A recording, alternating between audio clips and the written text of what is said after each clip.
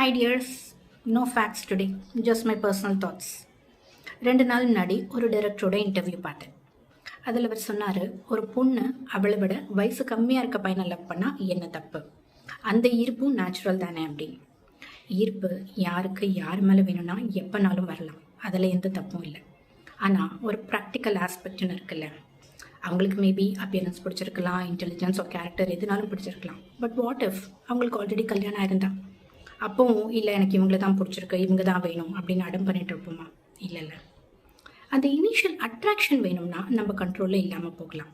ஆனால் ஒரு கமிட்மெண்ட்டோட அதை கேரி ஃபார்வர்ட் பண்ணுறது நம்ம கண்ட்ரோலில் தானே இருக்குது.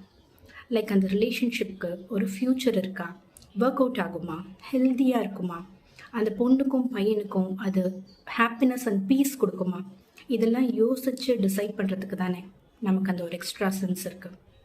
நான் இப்போல்லாம் நிறைய சோஷியல் மீடியா இன்டர்வியூஸ் மாதிரி கூட பார்க்குறேன். லைக் ஒரு கைக்கிட்ட போயிட்டு உங்களை விட எல்டர் கேர்ள் ஓகேவா அப்படின்னு கேட்டால் டபுள் ஓகே அப்படின்னு சொல்கிறாங்க. எந்த சென்ஸில் சொல்கிறாங்கன்னு எனக்கு தெரியல. பட் இந்த இன்டர்வியூவில் கூட அந்த டைரக்டர் என்ன சொல்லியிருப்பாருன்னா, பொண்ணு பெரிய பொண்ணாக இருந்தால் அது மெச்சூர்டாக இருக்கும், ஸோ அது நல்லது தானே. நல்லது தான், but not all the time. Already பொண்ணும் பையனும் ஈக்குவல் ஏஜில் இருந்தாலே பொண்ணோட மெச்சூரிட்டி அதிகமாக இருக்கும்.